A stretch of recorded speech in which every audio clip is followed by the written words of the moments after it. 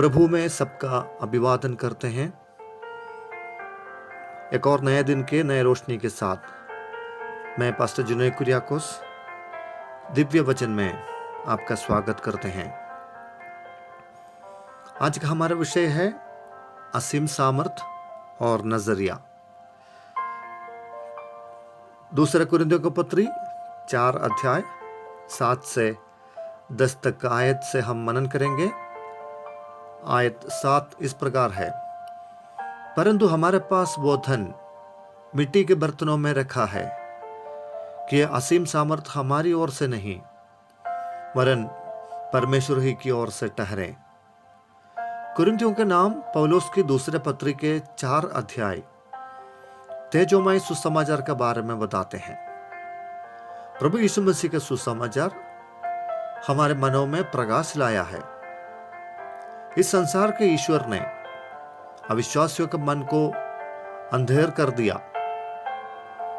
मेरे मन में भी अंधेरा किया गया था, लेकिन आज से कुछ साल पहले वो प्रकाश मेरे मन में चमका और मेरे मन के अंधेरे को दूर किया।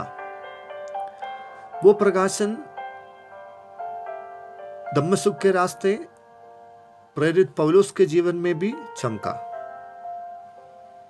जब से वो रोशनी उनके मन में चमकी, उसका चाल चलन बदल गया, लक्ष्य बदल गया और जीवन के स्तर को भी बदल दिया है। बुद्धि के अनुसार चलने वाला प्रेरित पौलुस तब से एक आत्मिक मनुष्य बनकर परमेश्वर की आत्मा से चलाए चलने वाले बन गए। प्रभु का तेज मनों में चमकने वाले प्रत्येक व्यक्ति के जीवन और नजरिया बदल देता है। अपने जीवन की ओर वो जैसा देख रहा था, अब से वो ऐसा नहीं देखेगा। उदाहरण के रूप में संत पौलुस अपने अनुभव को बता रहा है। दूसरा कुरिन्थी 4 अध्याय 8 से लेकर के वचन में ऐसा कहता है, हम चारों ओर से क्लेश तो भोगते हैं पर संकट में नहीं पड़ते, निरुपाय तो है पर निराशा नहीं होते हैं, सताए तो जाते हैं पर त्यागे नहीं जाते, गिराए तो जाते हैं पर नष्ट नहीं होते। मानव शरीर में इस संसार में रहने के कारण अन्य मनुष्यों की तरह हमको भी सुख दुख, क्लेश, संकट, दर्द ये सब कुछ सहना होता है। मसीह होने के कारण इस प्रकार की बातों से हमें कोई चूट नहीं है, लेकिन सांसारिक लोगों से हमको अलग करने वाली वस्तुएं जरूर हमको समझना है। गैर मसीह वालों ने क्लेश सहते सहते उनके जीवन को संकट में डुबा दिया।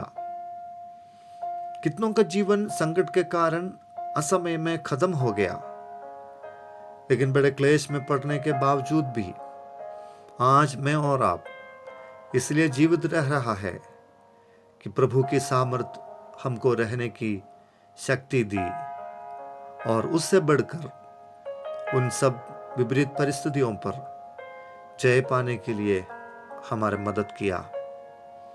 सताए जाने से, गिराए जाने से हम सत्यानाश नहीं हुए हैं, वो प्रभु का अनुग्रह है।